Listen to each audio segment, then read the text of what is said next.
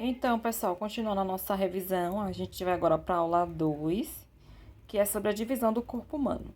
Bom, pessoal, o corpo humano é dividido em cabeça, pescoço, tronco e membros, onde a cabeça corresponde à extremidade superior do corpo, estando unido ao tronco pelo pescoço. O tronco compreende o tórax, abdômen, pelve e região posterior, que a gente chama de dorso. Dos membros são dois superiores ou torácicos e dois inferiores ou pélvicos. Aí aqui a gente tem uma imagem já autoexplicativa a respeito da divisão do corpo, onde a gente tem cabeça, pescoço, tronco e os membros, que são membros superiores e membros inferiores. Os membros superiores são os dois braços e os membros inferiores as duas pernas. Na cabeça a gente tem o crânio, a face e o pescoço. Onde no crânio e na face a gente tem, os ossos craniais e os ossos da face. Onde os ossos do crânio a gente tem aqui como, por exemplo, frontal, parietal e temporal. Já da face a gente tem como, por exemplo, o zigomático, o maxilar, a mandíbula. Lembrando que a mandíbula é o único osso móvel da cabeça, que tem a mandíbula aqui na esquerda e direita. Como eu falei para vocês, lembra do forame? Forame infraorbital, aqui. Todo orifício não patológico a gente chama de forame. Aqui a gente tem já o pescoço. Os ossos do pescoço são as cervicais, que é de C1 a C7. Lembrando que C1 e C2 a gente chama de atlas e axis. São duas vértebras especiais. E o ióide, que é o osso que fica localizado na parte da tireoide. Aqui a gente tem uma radiografia tanto de crânio e pescoço. Vocês podem ver, a divisão, que é a sutura aqui dos ossos. A gente tem frontal, parietal, temporal, occipital. Aqui a gente tem as cervicais, C1, C2, C3, C4, C5, C6 e C7. Depois da C7 a gente já vem para T1, que é a torácica. Aqui a gente tem o maxilar, a mandíbula, o maxilar. São os ossos do crânio e pescoço. Já o tronco a gente divide em tórax, abdômen e pelve, sendo que o tórax é uma região acima do diafragma e o abdômen e a pelve abaixo do diafragma. Aqui do tronco a gente tem, a coluna vertebral, que a gente tem a cervical, torácica, lombar e a sacrocox. E a gente tem as costelas, o externo.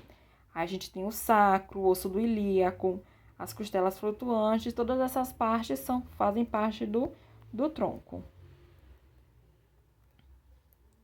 Aqui a gente tem uma radiografia de tórax, que a gente pode observar o osso do externo, as costelas, clavícula, escápula. Aqui a gente tem o coração, os dois pulmões. E essa partezinha aqui branca, pessoal, é o músculo do diafragma, é o músculo que auxilia na respiração. Então, acima dele, torácica, abaixo dele, abdômen e pelve. Aqui a gente tem uma radiografia da pelve, que a gente pode dividir os ossos ilíacos, o sacro, o cóccix. E aqui a gente já consegue ver a cabeça do fêmur, encaixada aqui, na pelve. Dos membros superiores, a gente tem o ombro, braço, antebraço e mão. E dos membros inferiores, quadril, coxa, perna e pé. Aqui a gente tem a clavícula, húmero, rádio, una, escápula. E os ossos do carpo, metacarpo e falange, que corresponde à mão. Aqui a gente tem a radiografia de húmero, o osso longo, rádio e una, e da mão, que a gente tem aqui o carpo, metacarpo e as falanges, proximais, mediais e distais. Já do membro inferior, que é da perna, a gente tem o osso do quadril, que são os ossos ilíacos. A gente tem o fêmur, que é o maior osso do corpo, patela, que é o joelho, fíbula e tíbia, tarso, metatarso e falange, que corresponde aos ossos do pé.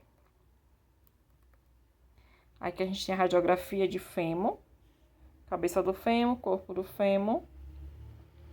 Aqui a gente tem a patela, que a gente já pode ver na ligação que faz entre o fêmur e a tíbia. E aqui a gente tem a patela.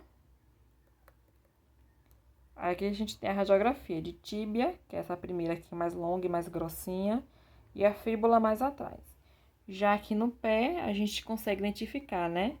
Calcânio, tarso, metatarso e falange.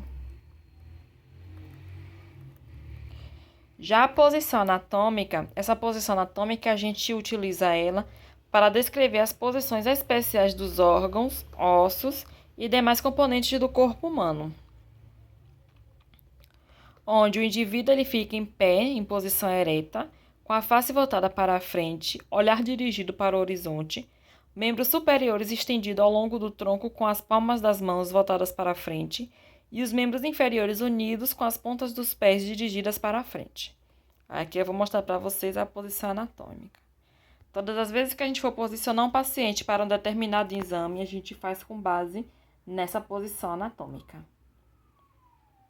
Já os planos de delimitação, ele é diferente. Os planos de delimitação, eles são utilizados como se fossem planos imaginários que é tangente à sua superfície, formando um sólido geométrico tipo paralelepípedo.